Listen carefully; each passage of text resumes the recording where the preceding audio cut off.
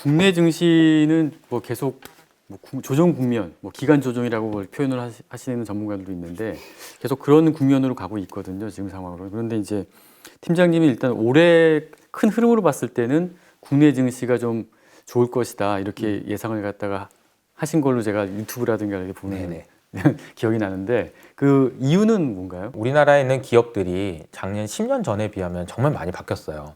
1등부터 10등까지 있는 기업들이 뭐 예를 들어서 과거에는 포스코, KB금융, 한국전력 이런 회사들이 1등부터 10등까지 그렇죠. 있었단 말이에요. 예. 근데 이 기업들이 나쁘다는 게 아니고 이 기업들의 특징은 뭐냐면 글로벌 경기에 되게 민감합니다. 그리고 외부 변수에 따라서 실적의 변동성이 너무 커요. 네. 한전은 스스로 뭐 정부의 입김도 있지만 한전 스스로 이익을 결정할 수 있는 능력이 없어요. 예. 네. 포스코도 마찬가지인 거죠. 해외에서 철강석이 어떻게 되느냐, 예. 중국에서 뭐 철강 기업들이 뭐 부도가 나느냐, 이런 거에 따라서 이제 실적이 결정된다라는 예. 거죠. 근데 이렇게 되면 밸류에이션을 높게 줄 수가 없습니다. 어떤 기업의 밸류에이션이 높아지냐면요. 이 회사가 남들이 뭐라고 하든지 관계없이 그냥 나는 자생적으로 성장하는 회사야. 해외에서 무슨 일이, 야, 달러가 어떻게 되면, 아니, 유가가 어떻게 되면, 그러면 내 이익이 바뀐다고? 그게 아니고 나는 그냥 스스로 성장하는 회사야. 예. 이런 회사들이 많아지면 많아질수록 우리나라의 밸류에이션이 올라가거든요. 네. 예. 그래서 그런 관점에서 보면 우리나라 지금 10위 안에 있는 기업들, 삼성전자, 하이닉스, 어쨌든 반도체에서의 주도력을 가지고 있는 회사입니다. 글로벌리. 그리고 LG화학은 배터리에서 1위 기업이고요. 그리고 현대차, 기아차도 뭐 지금은 논란은 있지만 지금 과거보다는 훨씬 더 잘하고 있는 모습 보여주고 있거든요. 예. 네이버, 카카오는 외부 환경이랑 아무 관계가 없어요. 예. 이 회사는 자생적으로 성장하는 회사입니다. 네. 그러니까 이렇게 보시면 뭐 삼성바이오나 이런 회사들도 마찬가지인 거죠. 이 회사가 주가가 오른다 빠진다라는 논란을 제외하고 나서라도 이 회사는 과거에 있었던 그 기업들하고는 어떤 차이점이 있냐?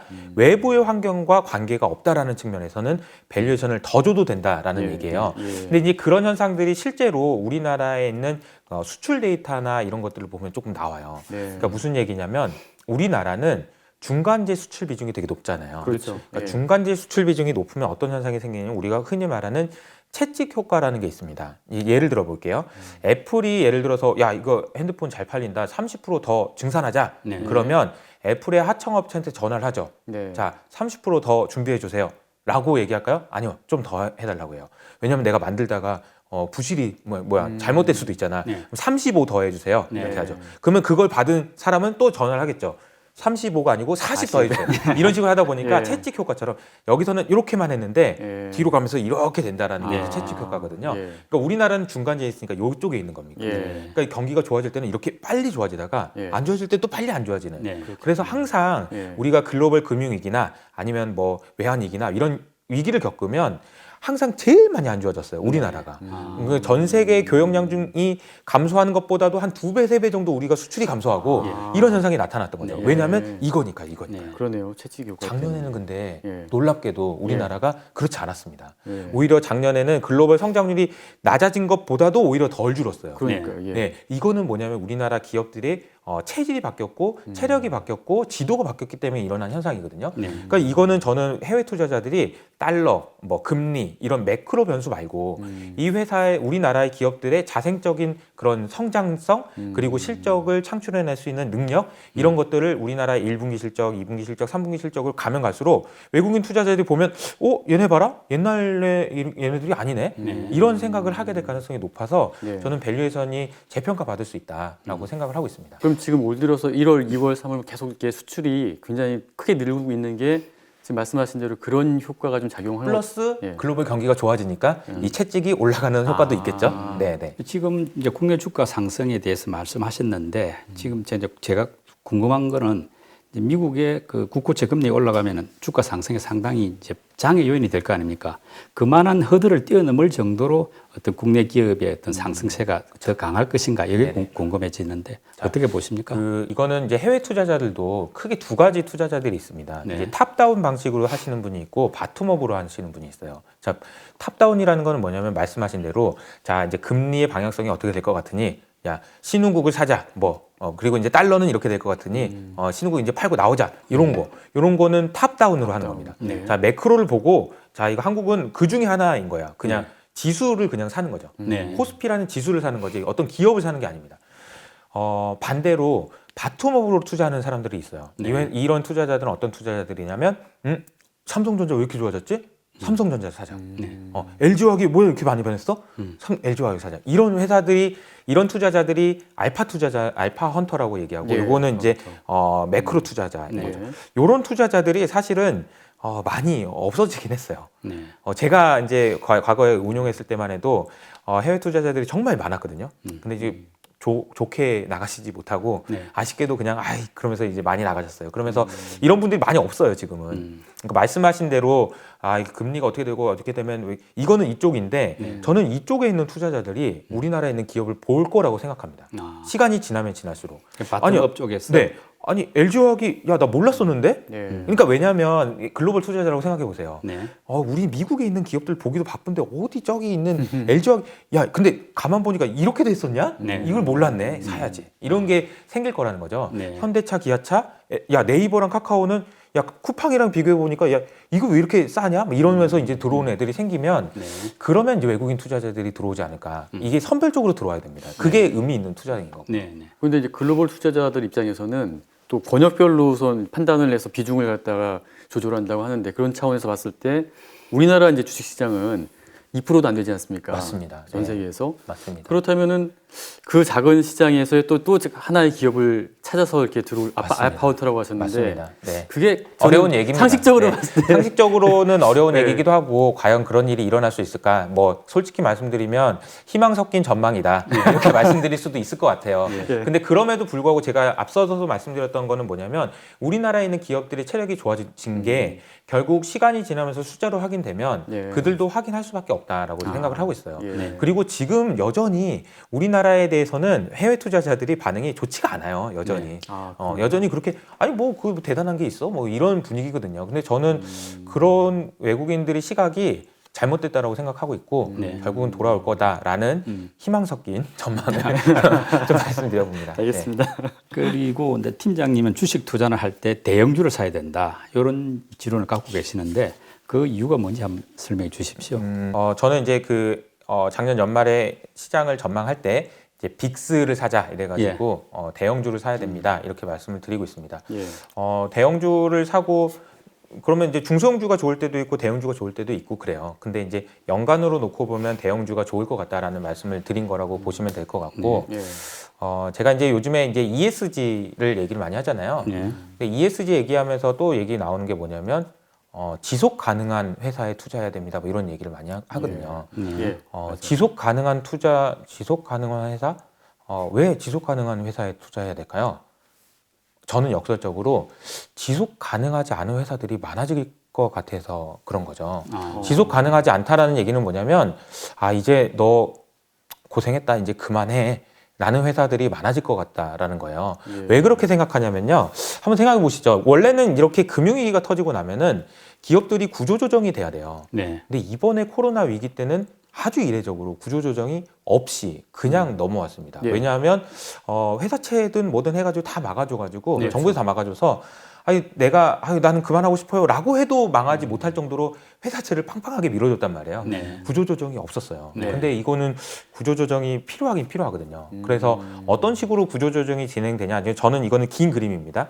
저는 이 ESG가 구조조정의 수단으로 활용될 가능성이 높다라고 생각을 하고 있는데요. 네. 이게 무슨 말이냐? 과거에 금리가 높았을 때는요. 네. 금리 이자를 못 내서 망하는 회사들이 생겨요. 네. 그러면서 자동적으로 구조조정이 됩니다. 야, 너는 이자도 못 내니까 야, 이자도 못 내는 애들이 무슨 사업을 하냐? 그만해. 이렇게 되는 거죠. 그렇죠. 근데 지금은 그만큼 금리가 올라가기가 구조적으로 어렵게 돼 있어요. 그러면 이자를 못 내니까 너 그만해라고 얘기할 수 있는 기업이 없는 겁니다. 네. 그럼 구조조정이 안 되고 계속 가는 거죠. 이 회사한테 그만하라고 얘기할 수 있는 방법이 없는 겁니다. 근데 그 중에 하나가 이제 ESG가 되는 거죠. 야, 넌 보니까 계속 장사하는 거 보면은 너 지금 지구를 안 되겠다. 너 그만해라. 너 ESG 이거 만족시키지 못하잖아. 네. 내가 너한테는 돈 안 준다. 너 그만해. 이렇게 자연스럽게 그쪽 방향으로 유도할 가능성이 높다라는 건데. 예. 근데 이거는 뭐 밑도 끝도 없이 왜 그런 생각을 하냐? 제가 이제 ECB에서 나오는 그러니까 유럽의 중앙은행에서 나오는 이제 논문을 제가 이제 보다가 와 이거구나라는 생각을 했는데 지구를 살리기 위해서라고 돼 있어요. 네. 지구를 살리기 위해서 왜 22가 뭐라도 해야 되는지 모르겠지만 어쨌든 22가 지구를 살리기 위해서 뭐라도 해야 됩니다라는 제목의 그 부제가 뭐냐면 그린 큐이예요. 아, 그린 큐이. 그린 큐이인데 네. 그린 하는 애들한테만 돈을 쏴주겠다는 네. 얘기죠. 네. 큐이라는 거는 원래 그냥 거의 공짜로 돈을 주는 거랑 비슷한 거거든요. 그렇죠. 조건에 따랐네요. 네. 이제. 그린 큐이입니다. 그린 그러니까 큐이. 그린 아니면 안 줘. 네. 근데 그린이면 줘. 근데 네. 엄청 싸게. 예. 그럼 이게 기업들이 어떻게 되겠습니까? 이 조달을 이거를 제대로 못해서 조달을 못 받으면 힘들어지고 어려워지고 구조조정이 되는 거예요. 네. 금리로 조정하는 게 아니고 ESG로 조정하는 거다. 네. 이 현상이 우리나라에서도 이미 나타나고 있어요. 그러니까 우리나라에서도 지금 미국 그러니까 국민연금에서 ESG 투자를 채권 투자에서 네. 50% 이상 하겠다라는 얘기를 하면서 기업들이 난리가 났습니다. 이제는 ESG 등급 못 받으면 야 우리 대출 못 받는다. 회사채에서 조달을 못해. 큰일 났어. 빨리 해, 빨리. 이렇게 되는 거죠. 그래서 이게 어떤 식으로 이제 전개될지 모르겠지만 ESG라는 형태 자체도 사실 ESG를 하려면 돈이 많이 듭니다. 큰 회사가 아니면 하기 어려워요. 예. 그렇다 보니까 큰 회사들이 훨씬 더 유리한 환경이 앞으로도 지속될 가능성이 높다. 그래서 저는 작년에는 이렇게 계속 전략을 말씀드렸거든요. 뉴 이코노미를 사고 올드 이코노미는 팝시다. 네. 왜냐하면 뉴 이코노미 계속 성장하지만 올드 이코노미는 뭐 코로나도 그렇고 너무 힘들어질 것 같아요라고 말씀을 드렸습니다. 근데 이제 저는 그 전략은 다 뺐어요. 왜냐하면 어떤 섹터는 좋고 어떤 섹터는 안 좋아요. 이거는 의미가 없는 것 같아요. 언택트는 좋은데 컨택트 이것도 별로 의미가 없어요. 지금은 사실 유의미한 거는 뭐냐면 큰 애들 사시고 작은 애들은 가급적이면 비우세요. 왜냐하면 서바이버라는 관점에서 지속 가능한 회사라는 관점에서는 요게 좀 더 유리해요. 큰 네. 애들이 유리합니다. 이런 말씀을 좀 드리고 있는 거죠. 그러니까 그쪽 분야도 양극화가 굉장히 좀 심해질 거다. 섹터 큰 틀에서 안에서도 봤어요. 섹터 안에서 이번에는 양극화가 될 수 있을 것 같다라는 예. 말씀드립니다.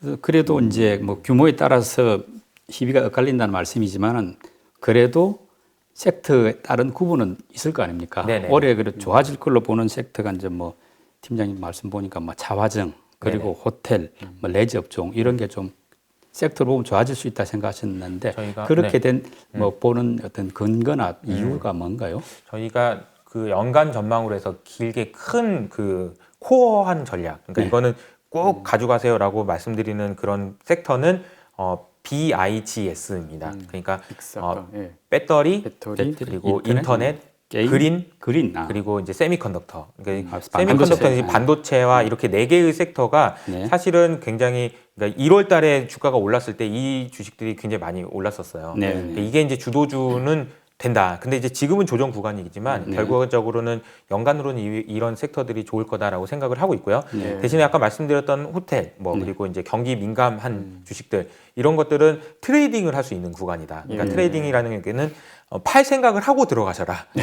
이거는 굉장히 아까 말씀드린 밸류에이션이 계속 올라가면서 주가가 계속 올라가는 것보다는 네. 어느 정도 이제 실적이 많이 올라오고 정상화가 된 다음에는 주가가 더 올라가지 못하고 이제 버벅거리는 경우가 생기거든요. 네. 이제 그 구간에서는 이제 이익 실현을 하셔야 되는 네. 거다. 이제 앞서 말씀드렸던 빅스라는 회사들은 변동성은 크지만 네. 계속해서 우상향할 수 있는 그런 그림이라면 네. 그러니까 요거는 코어로 가져가시되 요거는 트레이딩을 좀 하셨으면 좋겠다. 예.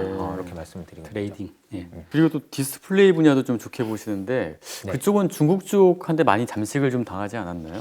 어떻게 디스플레이 업종이라고 해봐야 저희가 사실 뭐 LG 디스플레이 하나밖에 없긴 해요. 그래서 저희가 이 종목을 되게 좋게 보는 건 아니고 전반적으로 IT에 합쳐서 그냥 그 중에 하나로 이제 좀 좋게 보는데 특히나 이제 워낙 안 좋은 구간에서 구조조정이 끝나고 가격이 올라오는 구간이라서 네. 요건 역시 예. 이쪽은 아니고요. 약간 트레이딩 약간 트레이딩. 관점으로 말씀을 드리고 있습니다. 팀장님은 이제 메타버스 관련주에 눈을 돌려야 한다 이렇게 강조하시는데 우선 메타버스의 그 개념이 뭔지 한번 설명해 주시고 왜 우리가 여기에 관심을 많이 가져야 되는지 그 이유도 한번 설명해 주셨으면 합니다. 뭐 노블록스 그리고 저는 이제 최근에 이제 클럽하우스 뭐 이런 회사들이 많이 있어요. 네. 클럽하우스 얘기를 조금 들어볼게요. 저는 이게 이제 메타버스라고 생각을 하는데 우리가 이제 그 과거에랑 지금 달라진 점은 뭐냐면 과거에 경기가 좋아졌을 때는 경기가 좋아지면 포스코, S-오일 뭐 이런 회사들 있잖아요. 네. 야, 이 경기가 이제 바닥을 치고 좋아질 것 같으니까 빨리 투자하자. 네. 공장 짓자. 네. 공장 지어가지고 수요가 늘어날 때 그거 팔아가지고 돈 더 벌자. 요게 있었거든요. 네. 지금은 그런 게 없습니다. 그러니까 보이는 거에 투자가 없어요.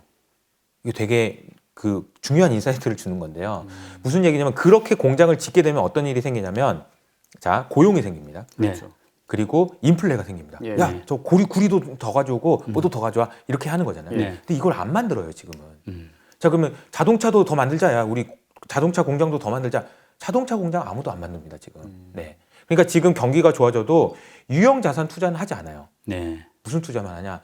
무형 자산 투자만 하고 있습니다. 지금 여전히. 무형 자산 투자는 어떻게 진행되는지 잠깐 말씀드릴게요. 클럽하우스라는 회사가 있는데 이 회사는 지금 요즘에 좀 핫했잖아요, 잠깐. 근데 이게 이제 어떤 회사냐면 그냥 뭐 온라인 상으로 그냥 그 목소리로 대화할 수 있는 그런 플랫폼을 제공해 주는 회사인데 예. 이 회사의 그 가입자 수가 갑자기 많이 늘어가지고 네. 그 작년 9월, 10월 달부터 시작했는데 갑자기 늘어서 200만 명까지 늘어요. 네. 그러니까 200만 명까지 느니까 이제 투자를 받습니다. 예. 얼마의 기업 가치로 투자를 받았냐면 1조 원의 기업 가치를 인정받아서 네. 투자를 받았어요. 예. 근데 지금은 1,000만 명이 넘는 것 같거든요. 그런 것 가입자가. 같아요. 5배 늘었네요. 네, 한두 달 정도 만에. 네.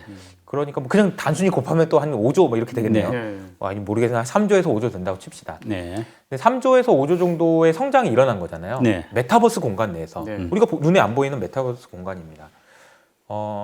근데 그 회사의 직원이 몇 명일까요? 굉장히 적을 것 같으니까 제가 여쭤보지만 한 몇십 명? 몇십 명? 네, 네. 10명입니다. 10명.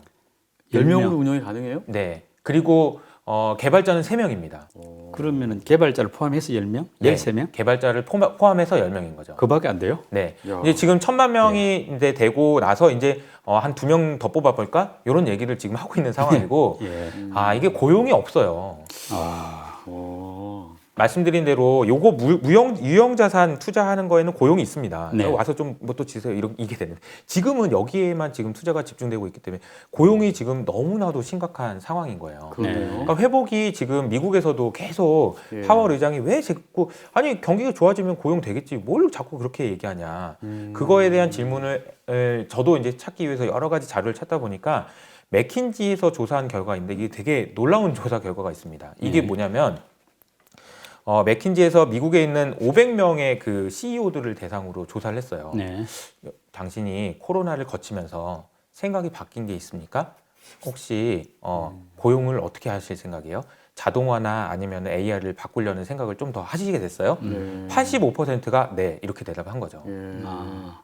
근데 이거는 너무 우리도 이해가 돼요. 왜냐하면 재택을 많이 했는데 회사가 잘 돌아가잖아요. 네. 사장님들은 다 생각하고 있거든요. 아이 사람 이렇게 많이 필요 없었네. 이렇게 생각하고 있단 말이에요. 네. 맥킨지가 그걸 조사를 한 겁니다. 네. 그리고 실제로 전체적으로 아까 말씀드린 대로 이쪽 세상에서 그러니까 호텔이나 이제 예를 들어서 이제 호텔에서 일하시던 분이 코로나 때문에 미국에서 일자리를 잃었어요. 예. 그럼 이번에 자 이제 그 백신 다 개발되고 다 이제 오픈됐어요. 그래서 다 이제 경제활동 재개. 그럼 그분이 호텔에 갔는데 호텔에서 뭐라고 얘기하냐면 미안한데 우리 필요 없는데 이렇게 얘기하는 거죠. 그러면 이분은 어떻게 해야 되냐면 지금부터 학원에 가가지고 코딩을 배운 다음에 코딩하는 회사에 취업해야 되는 거예요.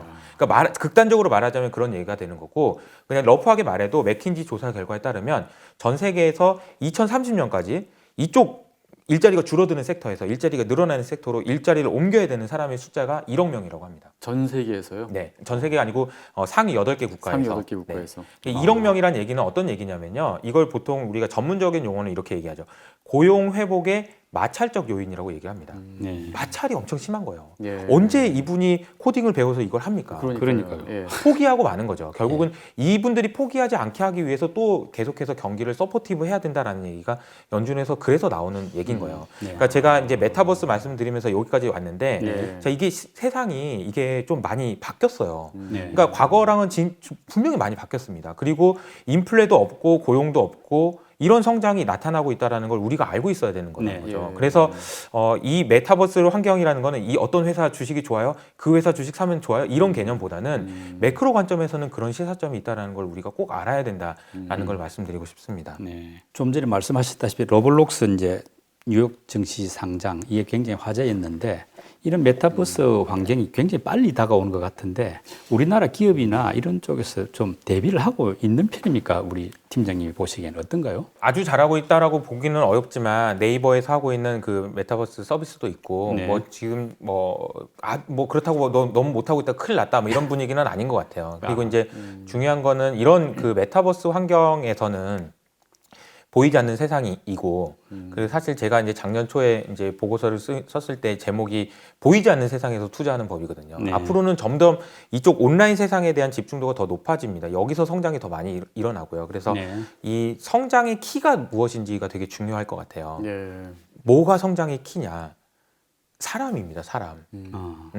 사람이라는 얘기는 뭐냐면 이 회사를 이 메타버스 공간 그리고 온라인 공간에서 개발할 수 있는 사람이에요. 개발할 수 있는 사람, 소프트웨어 엔지니어인 거죠. 그러니까 지금 몸값이 엄청나게 높아졌다고 하더라고요. 네, 그럼 더 높아져야 되는 겁니다. 예. 이분들이. 네. 그리고 더 높은 대우를 받고 더 그렇게 하는 사람들이 더 많아질 수 있는 저변을 확대하는 것이 우리나라가 장기적으로 이쪽으로 이제 성장하는 과정에서 정말 그 좋은 성장의 기회를 잡을 수 있는 기회가 있지 않을까. 제가 알기로는 뭐 페이스북, 뭐 구글, 아마존 이런 데에 있는 그런 수많은 개발자들은 그러니까 개발자들도 이제 되게 이렇게 말씀드리면 좀 그렇지만 개발을 잘하시는 분들 중에서 또 잘하시는 분들이 네. 이제 슈퍼 개발자라고 얘기를 하거든요. 네. 근데 그분들의 연봉은 구글이나 뭐 아마존 뭐 이런 페이스북 이런 데서는 뭐 한 50억 정도 합니다. 네.